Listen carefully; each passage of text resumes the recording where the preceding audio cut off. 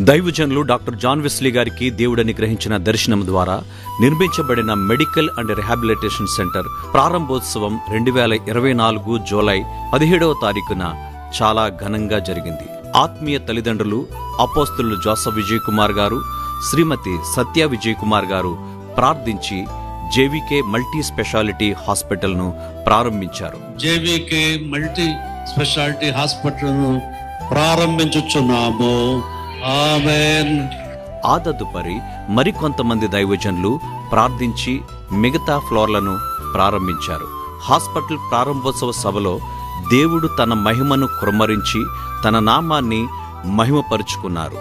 Medical centre నిర్మాణములో చోటు చేసుకున్నటువంటి సంఘటనలను శ్రీమతి బ్లెస్సీ వెస్లీ గారు సాక్ష్య రూపంలో తెలియజేశారు.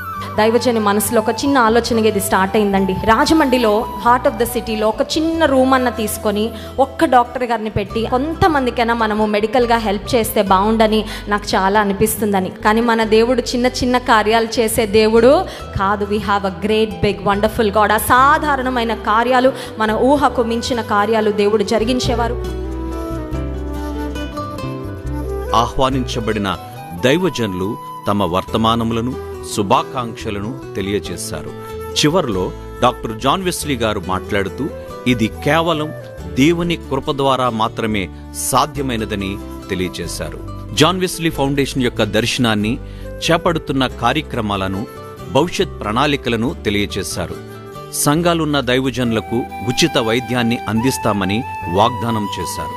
జేవికే హాస్పిటల్లో సంఘాలున్న ఏ సేవకునికైనా ఎంత ట్రీట్మెంట్ అయినా ఉచితంగా చేయబోతున్నామో, మిగతా వారికి అత్యున్నత ప్రమాణాలతో కూడిన వైద్యాన్ని తక్కువ ఖర్చుతో నియమించబడిన డాక్టర్లు అందించనయ్యున్నారని తెలిపి మెడికల్ ఎక్విప్మెంట్ కొరకు ప్రార్థించమని కోరారు. ఇంకా పూర్తి కావలసిన పనులు సకాలంలో పూర్తి చేసి అతి త్వరలో వైద్య సేవలను అందుబాటులోనికి తీసుకువస్తామని తెలిపారు.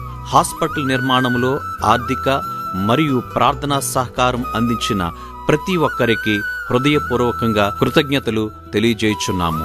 సమస్త ఘనత మహిమ ప్రభువైన యేసుక్రీస్తునికే చెల్లునుగాక. ఆమేన్.